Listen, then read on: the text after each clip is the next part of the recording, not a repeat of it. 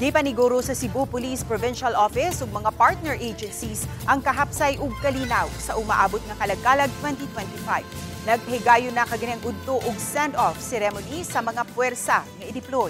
Ang detalye atong sayran sa live report ni Alan Domingo. Alan?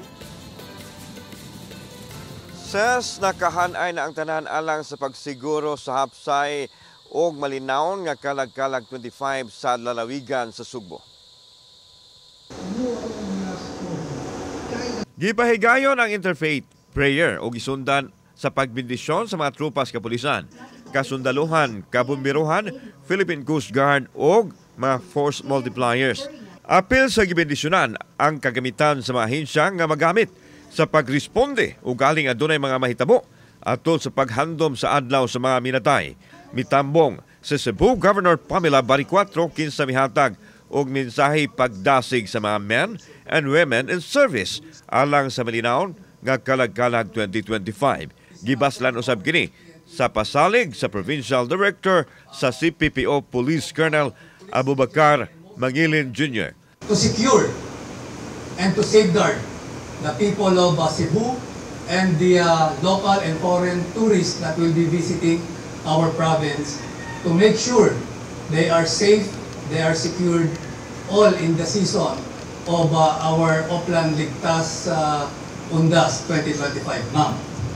When people see you, they feel safe. When they hear your voice, they listen. When they need help, you are there. And for that, I am truly grateful for all of you.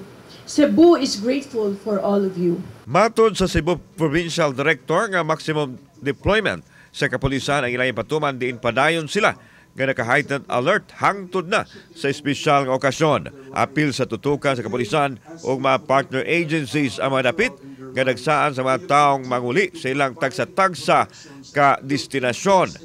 Apil usab ang simbahan ug mga sementeryo.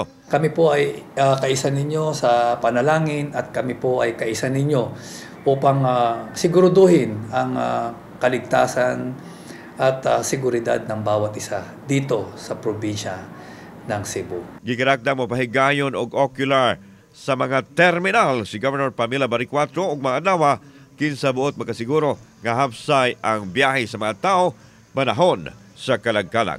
Just keep safe everyone and be alert.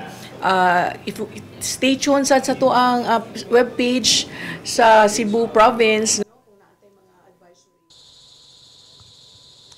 Ses bisan og balik-balik ni nga pahimangno sa mga otoridad ilang gihapon ning gipahinomdom sa ato mga kaigsunan nga mo sunod lang yun sa lagda no ang dili pagdala og mga mahait ug talinis nga kanang mga butang ug labaw na nga di magpalusot og mga ilimnong makahubog og ipatigbabaw ang kasulimni sa paghandom sa ato mga mahal sa kinabuhi nga nitaliwan sa laing kalibutan. Ses. Daghang salamat, Alan Domingo.